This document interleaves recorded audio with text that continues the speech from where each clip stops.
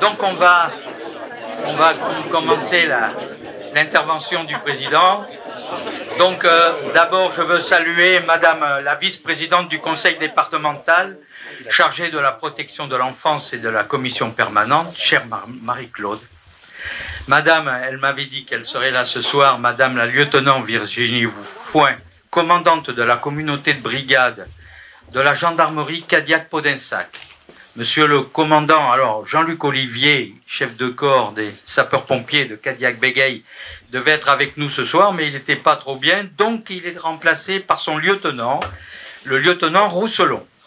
Je salue également monsieur Jean-François Auby, président du CEMOCTOM, qui nous fait l'honneur d'être parmi nous ce soir.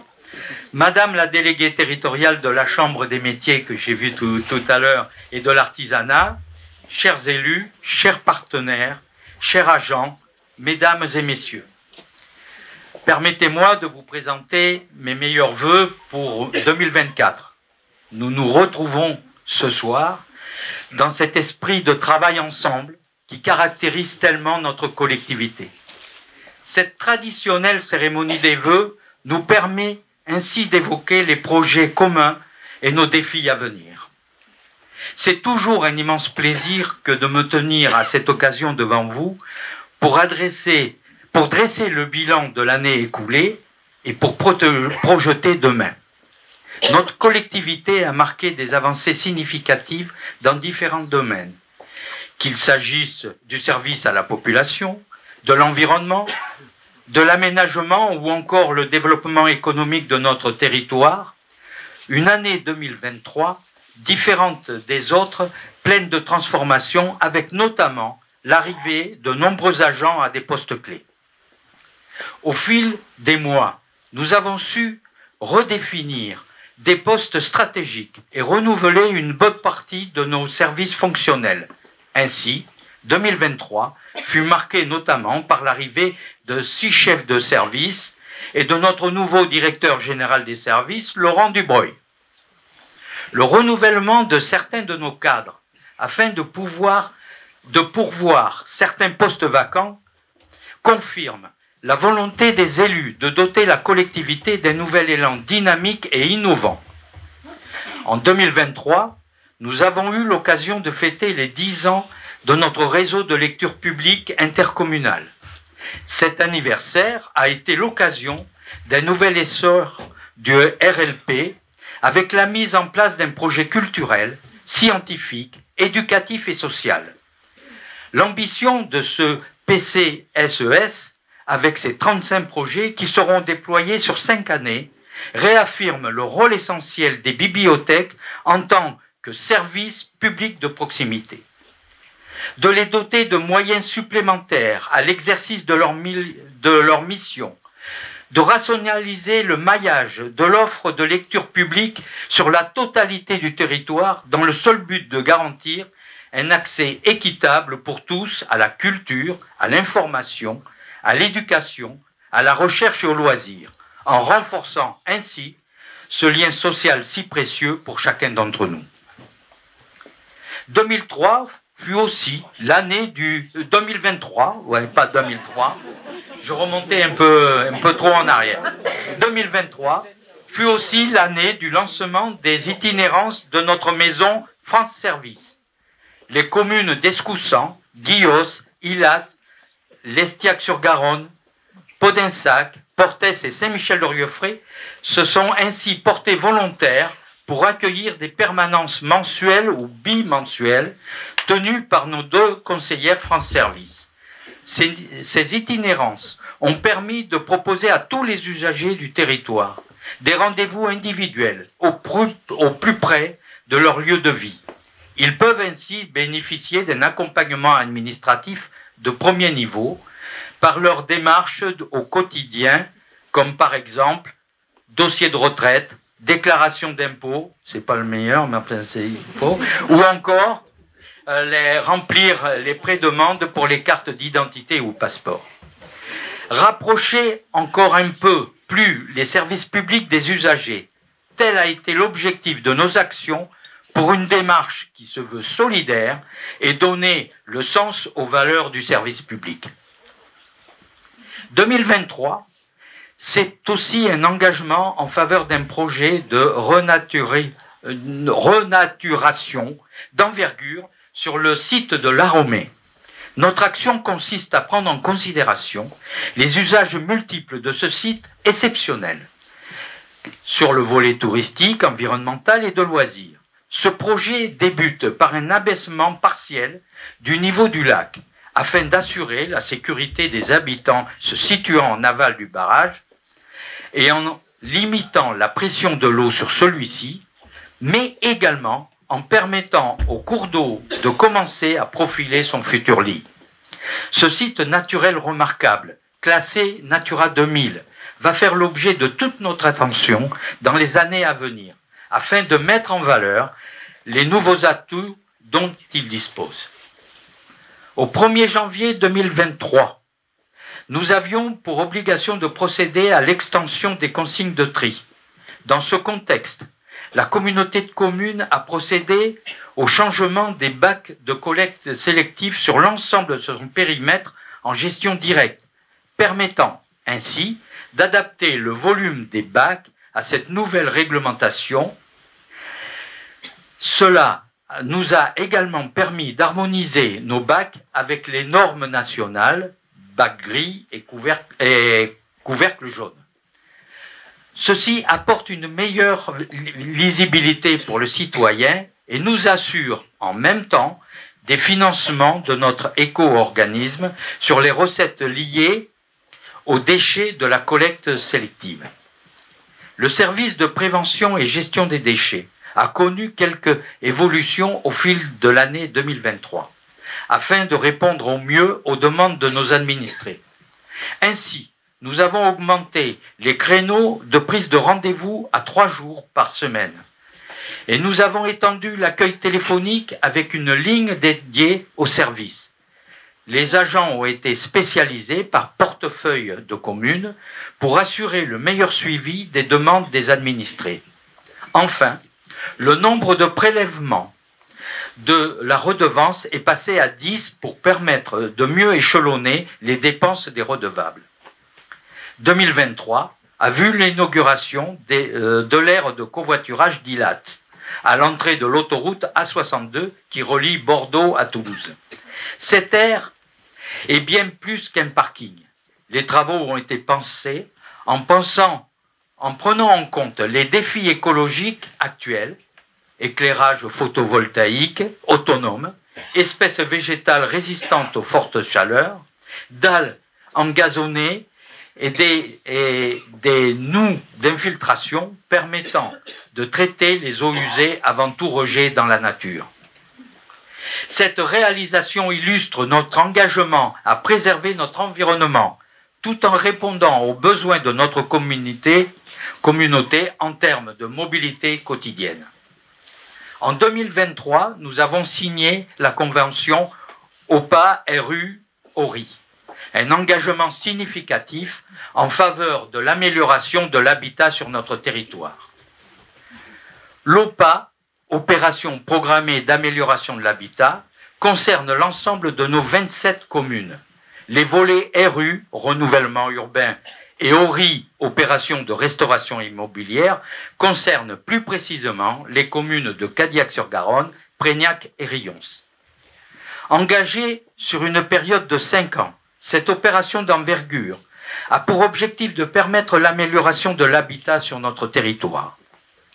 370 logements pourront être traités durant les 5 années de mise en œuvre de l'OPAH intercommunal et de son volet RU multisite.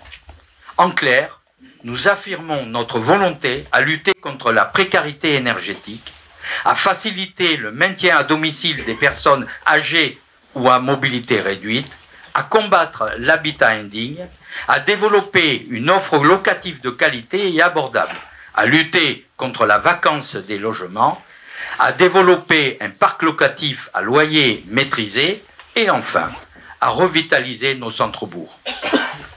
En 2023, le service de développement économique de Convergence Garonne a ordonné l'opération a coordonné l'opération Mon Centre-Bourg a un incroyable commerce, permettant à des porteurs de projets, d'activités de commerce, de services ou d'artisanat de rencontrer les différents acteurs du territoire.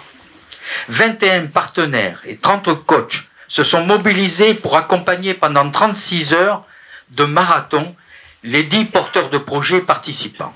Cette opération fut un succès puisque 6 mois après l'événement, 3 entreprises sont d'ores et déjà installées à Cadillac-sur-Garonne, l'atelier Coupil, ébéniste et métallier, Étamine, une boutique d'encadrement sur mesure, et l'atelier Tulipe qui rénove les meubles. 2 projets sont toujours actuellement en cours de structuration et devraient, je l'espère, voir bientôt le jour. En parallèle, et toujours dans l'objectif d'accompagner à l'installation des entreprises sur le territoire, la communauté de communes s'est attachée à poursuivre ses acquisitions foncières par l'intermédiaire de l'établissement public foncier pour une extension de la zone d'activité du pays de Podensac, zone Serron-Silat, et en direct par la zone d'activité de Coudane à Landiras. Elle entend pouvoir, à moyen terme, commercialiser ces terrains et accueillir de nouvelles entreprises. Après avoir évoqué l'année 2023, maintenant, tournons notre regard vers l'avenir avec enthousiasme. C'est avec une énergie renouvelée que nous aborderons les défis passionnants qui nous attendent. Le chantier majeur de 2024 pour notre territoire sera le PLUI. Il nous faudra l'arrêter pour la fin de l'année et approuver à l'été 2025 et construire ainsi l'avenir de notre territoire. Ce document cadre constitue l'assise de notre développement économique et de l'habitat. Cette procédure intervient dans un cadre légal puisque, je le rappelle, l'objectif est d'atteindre le zéro artificialisation nette des sols en 2050 avec pour objectif intermédiaire la réduction de moitié de la consommation d'espaces naturels, agricoles et forestiers dans les 10 prochaines années. Pour simplifier, ce que nous avons consommé en droit de construire ces 10 dernières années, nous ne pourrons en consommer que 50% avant 2031. Il va falloir de la méthode, de la transparence et de l'équité entre nos communes pour proposer un document qui est, comme dans le patinage artistique, une figure imposée par l'État. Pour les générations futures, nous ne pouvons pas rater ce rendez-vous. Sous le signe de la prospective, nous allons devoir prévoir demain une étude sur la tarification en mode de gestion du PGD, pôle de gestion des déchets, où nous rencontrons d'importantes difficultés. Nous devrons résorber le déficit lié aux impayés de la redevance. En ce sens, une convention de recouvrement avec le Trésor public est actuellement en cours, ainsi qu'une étude sur l'optimisation de la gestion en lien avec les syndicats supracommunautaires. Dans un autre registre, l'obligation par la loi de l'exercice des compétences eau et assainissement doit s'exercer au 1er janvier 2026. Nous avons eu la confirmation qu'elle ne sera pas remise en question. C'est l'occasion pour le territoire d'engager une réflexion sur la gestion de la ressource en eau et le traitement des eaux usées à l'échelle du territoire communautaire. La consultation est d'ores et déjà lancée pour attribuer, en concertation bien évidemment avec les syndicats et les communes compétentes du territoire, la mission à un bureau d'études. La volonté de développer l'attractivité touristique de notre territoire passe par une mise en commun des moyens, comme l'ont fait bien d'autres avant nous. Une fusion des offices de tourisme du Bazadais, du Sud-Gironde et de Convergence Garonne est donc envisagée pour permettre d'aboutir à une structure commune portant une stratégie touristique partagée et une mutualisation des moyens pour la mise en œuvre. C'est une décision qui se mûrit et se travaille collectivement avec les équipes des offices de tourisme en espérant aboutir à cette fusion souhaitée pour 2025. Toujours dans le cadre du tourisme, une aire de camping-car verra le jour sur la commune de Cadillac-sur-Garonne dans le cadre de la reconfiguration de l'ancien camping communautaire. Un schéma d'aménagement des cheminements de randonnée PR devrait aboutir à la réalisation des travaux en 2025. Ce sera ainsi plus de 200 km de cheminement d'itinérance douce qui devraient être aménagés à terme. Concernant notre institution, le Conseil communautaire sera appelé à se prononcer au cours de cette année afin, dans un premier temps, de régulariser le texte de nos compétences et acter des missions qui sont soit mal définies, soit que nous n'exerçons plus. En fait, il s'agira d'un simple mais nécessaire toilettage de nos compétences. Dans un deuxième temps, en lien avec la mission confiée à un cabinet spécialisé depuis l'an dernier, la question des attributions de compensation liées au transfert ou au contraire à la reprise de certaines compétences sera traitée à la fin du premier semestre pour engager le processus démocratique qui déterminera les choix du territoire. Pour autant, nous continuerons d'œuvrer dans le cadre des compétences transférées. Ce sera notamment des programmes de maîtrise d'œuvre sur le dossier de l'extension de la crèche Croquelune qui permettra d'optimiser l'utilisation de ce bâtiment et d'accueillir 4 à 6 enfants supplémentaires. Il en va de même pour le complexe sportif Jean-Marie Piezrac.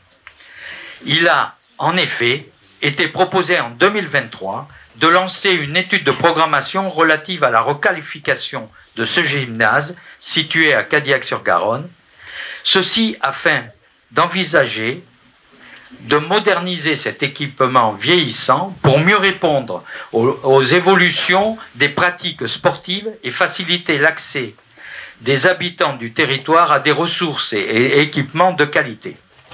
Le gymnase est aujourd'hui utilisé par le collège Anatole France et le collège Jean-Joseph Lataste, mais également par plusieurs associations dont les licenciés proviennent de tout le territoire et même au-delà. Cela représentait en 2023 près de 400 licenciés, dont plus de 86% résidaient en dehors de la commune de Cadillac-sur-Garonne. Mesdames et messieurs, vous voyez que les projets ne manquent pas. Et les élus, comme l'ensemble des agents de la collectivité, sont prêts à relever leurs manches pour les mener à bien. C'est le moment idéal pour cultiver l'optimisme et l'action collective. En unissant nos forces, nous pouvons créer cette dynamique indispensable au bien-être de toutes et de tous dans ce magnifique territoire que l'on appelle Convergence Garonne. Que cette nouvelle phase de notre parcours soit marquée par l'enthousiasme, l'unité et la réussite collective. Je sais que je peux compter sur l'ensemble des acteurs de notre collectivité, quelle que soit leur fonction, agents et élus, pour y parvenir, ce dont je vous remercie par avance. Comme je l'avais souligné lors de mes vœux à Cadillac en tant que maire, je tiens à remercier publiquement, une fois de plus, mes vice-présidentes et mes vice-présidents qui, par leurs compétences, leur disponibilité et leur total investissement dans leurs délégations respectives, m'accompagnent efficacement au quotidien à gérer cette collectivité, tâche difficile et compliquée, mais tellement exaltante.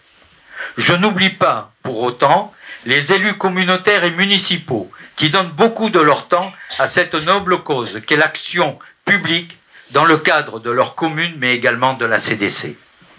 Je remercie une fois de plus chaleureusement nos agents pour leur engagement au quotidien. Je vous souhaite à toutes et à tous une année 2024 exceptionnelle, riche en projets ambitieux, en réalisations fructueuses et en épanouissement personnel et professionnel. Pour conclure, Permettez-moi de citer Jean Jaurès qui disait « L'histoire enseigne aux hommes la difficulté des grandes tâches et la lenteur des accomplissements, mais elle justifie l'invincible espoir. » Ensemble, construisons un avenir prometteur pour notre CDC Convergence Garonne. Bonne année et merci pour votre bienveillante attention.